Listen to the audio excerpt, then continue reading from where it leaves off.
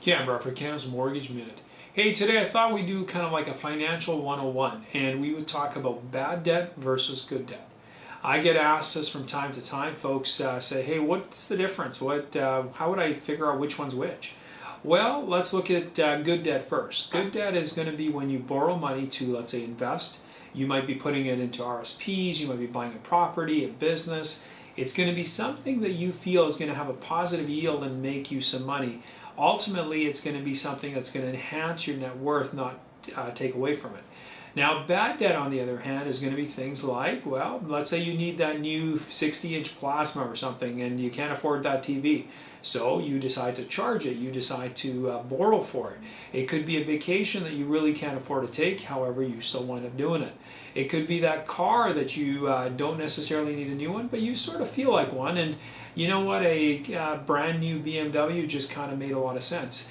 I'll tell you, I dealt with some clients not too long ago, these folks, and one of them was working as a cook at a restaurant, making not a ton of money. It was okay money. However, he had car payments to the tune of about $1,100 a month for a BMW.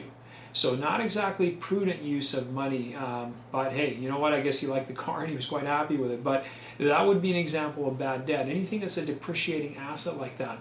Cars, again, it could be, like I said, you might take a vacation. Again, if you can afford it, fabulous. You're going to have great memories. But if at the end of the day you can't afford it, the only thing you're going to have left with is a credit card bill and a loan repayment back. If you have to borrow excessively for a wedding, maybe not the best idea either.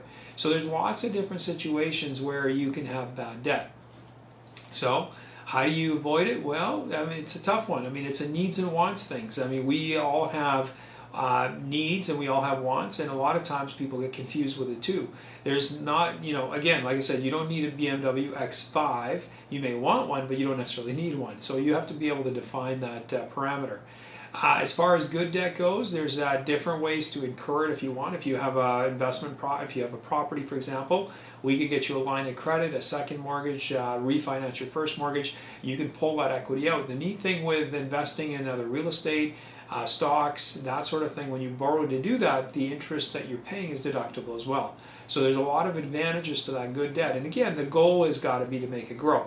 Now these days, with interest rates being super low, like lines of credit being at prime plus a half, in other words 3.5%, as long as you're getting a yield above that after taxes, you're doing pretty darn good. So that's the key to look at, and that's how you're going to further your overall net worth and hopefully down the road towards retirement, be able to have a more comfortable retirement, so you don't necessarily need to do bad debt to do those vacations, to have those other things that, well, maybe again, back to wants and needs, but things that you can at least afford to pay for and not go into hawk for.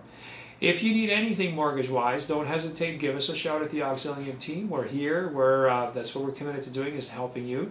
Auxilium simply means to care, aid, assist, and support, and that's basically what we do day in and day out. Give us a shout. We look forward to helping you.